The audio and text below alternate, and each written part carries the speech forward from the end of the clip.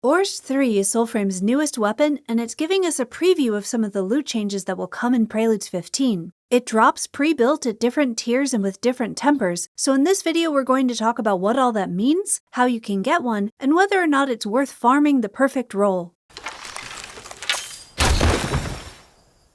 Orst-III has been in Soulframe for quite a while as an enemy weapon, but now you can wield one yourself and enjoy bonking the Ode with their own bat. This heavy mace has very satisfying animations and shares combat arts and runes with greatswords, which have now been recategorized as heavy weapons.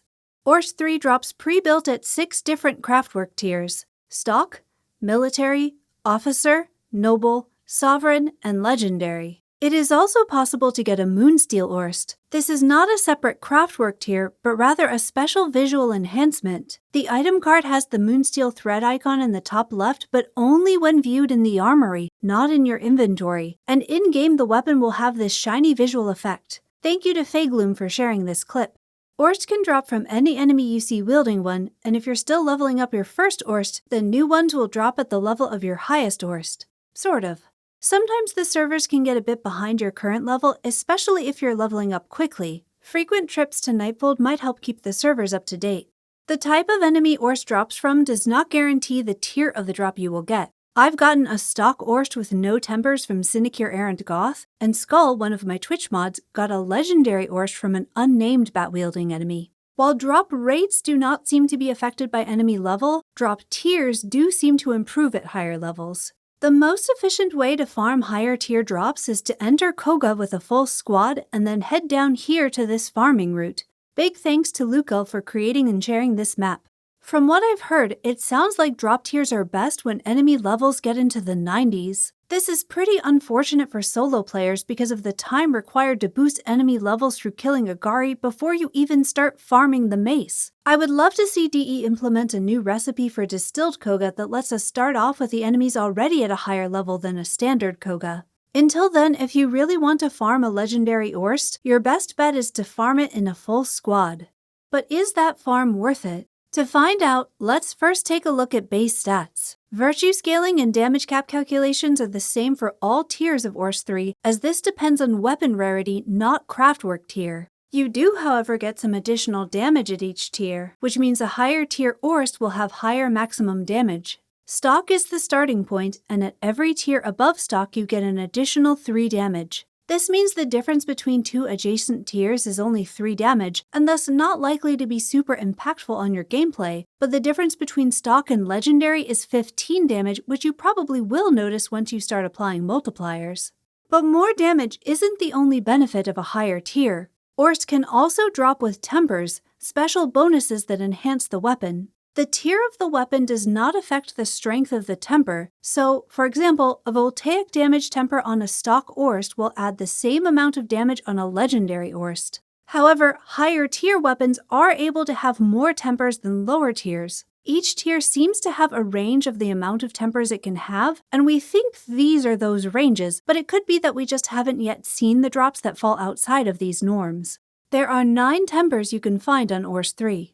Bounding Swipe adds damage and stagger to sprint attacks for a total of 12 damage over the normal sprint attack bonus, but we can't see stagger numbers in game, so I'm not sure how much stagger it adds. Breakneck makes your heavy attacks charge more quickly.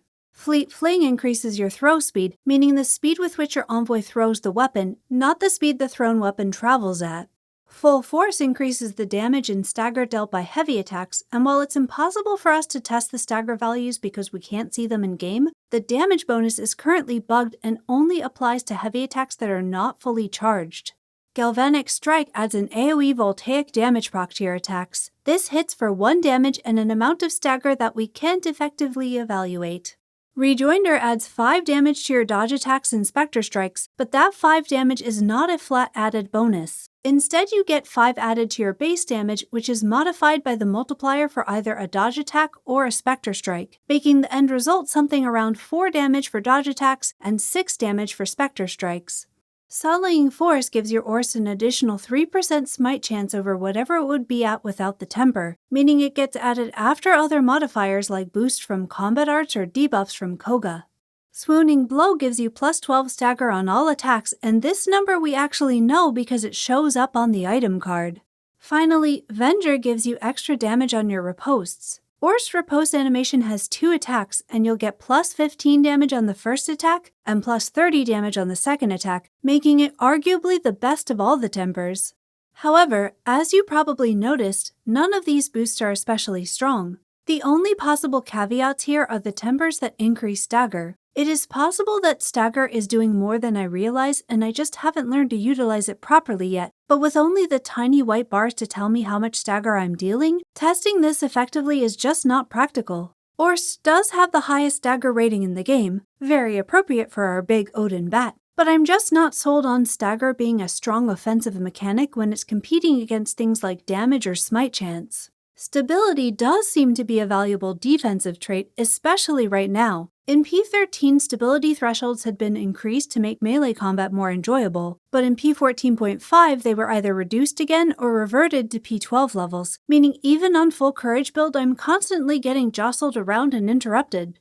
I talked about stagger and stability quite a bit during my Ode Tempest video from P12, and the P13 stability changes definitely helped, so hopefully this latest change is just a bug. Either way, I still think we'd benefit from some future changes to how stagger works. A bit of clarity on stagger thresholds and visible stagger values would be a great start, but I'd love to see a system where depleting an enemy's stability bar past a certain threshold prevents them from being able to block again until the bar fully regenerates, and only fully depleting the bar would open the enemy to finishers.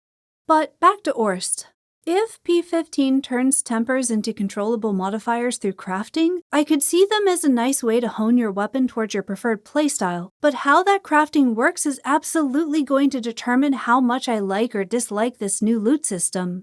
I really hope it comes with not just a way to increase the tier of a drop, but also a way to add tempers to that drop, especially given how rare the Moonsteel modifier is. And that Moonsteel modifier also concerns me for another reason. We were previously promised weapon transmog, and while I usually try to be forgiving of the fact that things often change during development, and what we see or hear about as a work in progress during a dev stream might not actually end up in game, but I will be very, very unhappy if this Moonsteel modifier is something we are getting instead of actual transmog. Does the use of the Moonsteel thread icon here imply that it comes already bestitched so we can use that skin? Or does it imply that instead of weapon transmog we can only beg RNG for rare drops with special effects? I was really looking forward to weapon transmog, so I am quite worried about the implications here. And I am also terrified that I might have accidentally sold a Moonsteel Orst before I knew to check all my item cards in the armory rather than just checking the Craftwork tier in my inventory.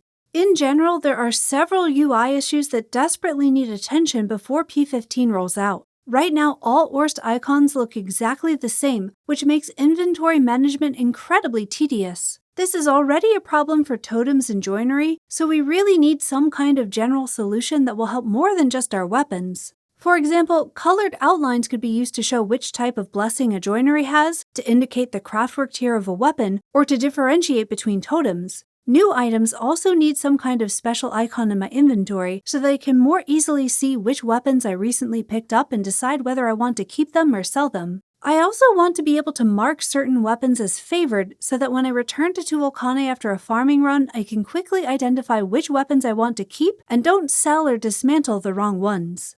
And speaking of dismantling or smelting or whatever it ends up being called, how that process works will also ultimately determine whether or not I think we have enough inventory capacity without the booty trunk system they mentioned in an older dev stream. If we are able to craft or reforge weapons up to legendary with the tempers we want, then I think the current inventory system will probably be fine, but otherwise it's possible you might want specific tempers for specific builds and thus need to keep duplicates that dropped with the modifiers you want. I am very happy that higher tiers get more tempers, so your chances of getting what you want in a high tier drop are much better, but this system just really needs that crafting change to make everything feel fun rather than tedious. It's tough to tell how much of an issue inventory capacity will actually be when we only have one weapon that drops pre-built and without that new crafting system. Will the other weapon drops mean we're constantly going through our inventory to sell things or popping into Nightfold to give them to Tuvolcane? How much open capacity will we need to enjoy our gameplay without feeling like we're playing inventory frame?